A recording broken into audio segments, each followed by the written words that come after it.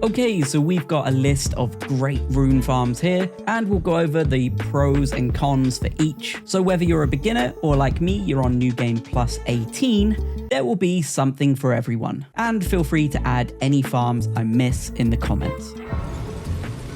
So if you're just starting out and you need a way to just grind out some early runes, this is easily the best spot. Just head east from the first step Site of Grace, and then just follow my path up to the Waypoint Ruins.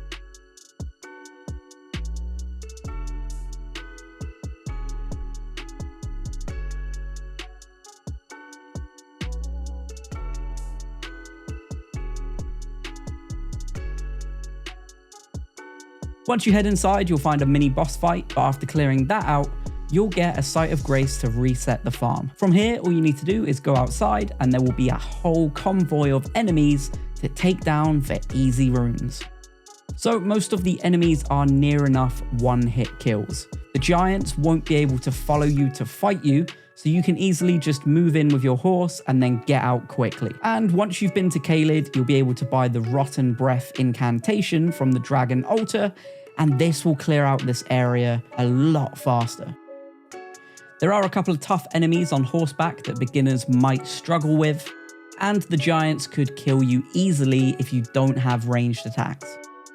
So for this farm, you're looking at an average of 10 to 20,000 runes, and it will take between 2 to 5 minutes. Now, just before we get to the next one, here is the whole farm sped up.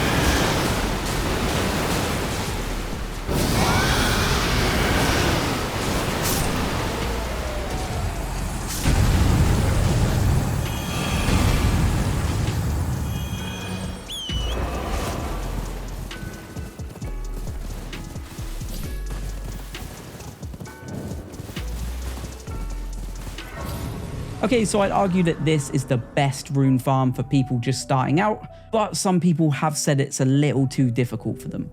So maybe it's a little after beginner level. To get here from the first step Site of Grace, you just have to travel to Mistwood, to the third Church of Marika, and then in the bushes to the left is a teleporter. So just follow my path here.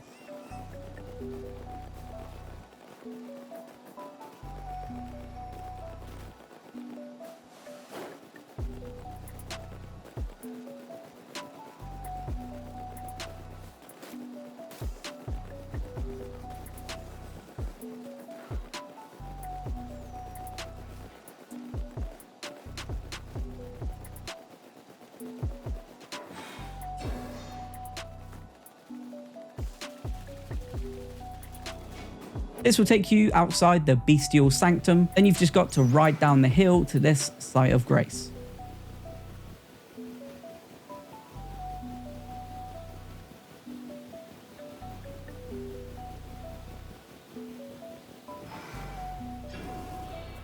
From here is where we start the beginner rune farm, where we take down the Vulgar Militia for 1200 runes a kill. Sneaking up on them and backstabbing them will easily get this done so much quicker. There are around 20 to 25 of these enemies scattered around, so doing one run of this will get you a lot early on. You can summon in a friend and then split up to get the farm done quicker, as you'll both get the full amount of runes. Then just kick your friend out and re-summon them in to do it all again. The enemies aren't too difficult to take down, even at lower levels. Just make sure you get the backstab animation perfect. So the enemies are in groups of 5 or 6 in some areas, and this can be frustrating for lower levels.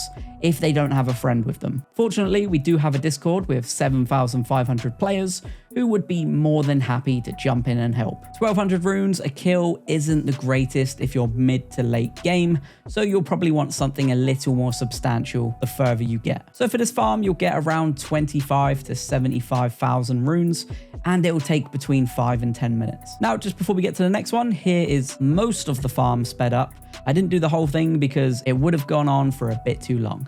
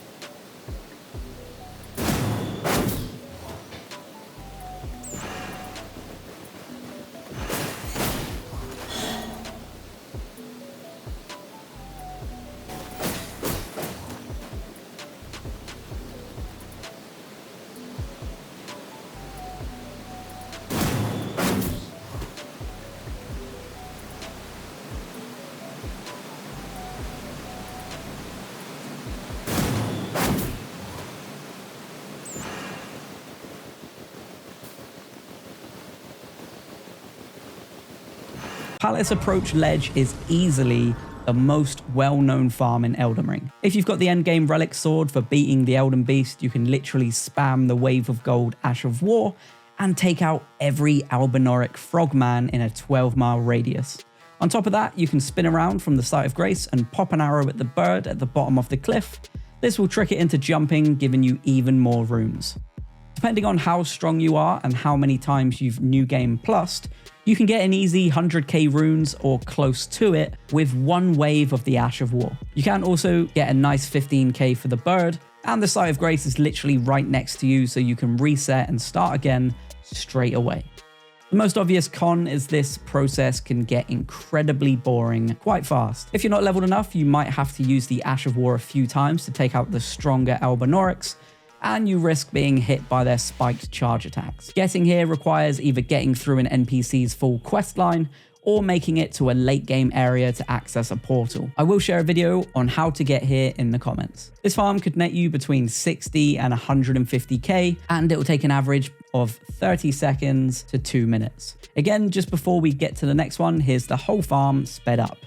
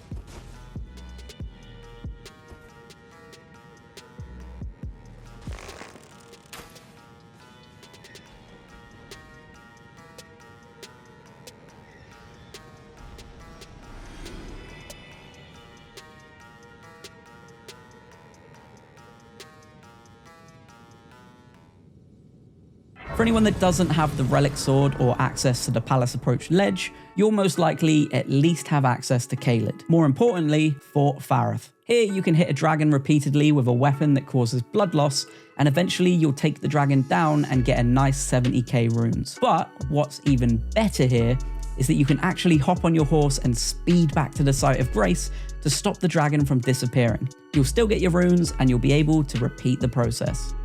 While doing this, you won't be attacked by anything. Even if you're level 1, you can still do big damage with a blood loss weapon, and 70k is a lot for early to mid game players. The only con for this is you might be a bit too slow in resetting the dragon. Just make sure as soon as you see the dragon doing the dying animation, call your horse and immediately run to the site of grace. This farm will get you around 70k and will take 3 to 5 minutes. And as always, here's the full farm sped up.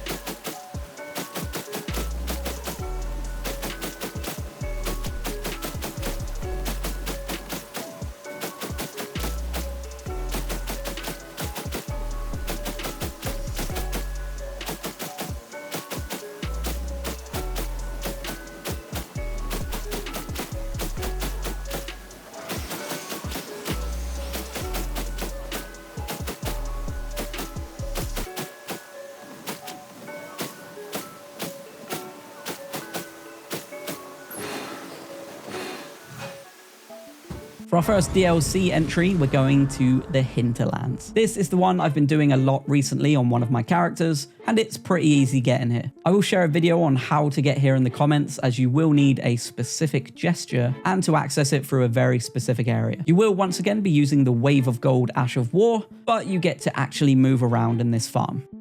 You get a similar amount of runes as you do on the Palace Approach ledge. The enemies here drop a lot of smithing stones, and it's not as boring as Palace Approach ledge, and you have 2 sites of grace between you, so you can reset at the end of the run and then go in reverse to mix things up. You will need to beat Moog and buy the DLC to get here, and for those who like being half AFK at Palace Approach ledge, you actually have to press more buttons and walk up the hill. This farm will net you between 90 and 150k runes, and it will take on average between 2 to 4 minutes. Now, before I leave you, here's the full farm sped up, and if this helped, please do consider subscribing to help me out too. And as always, thanks for watching.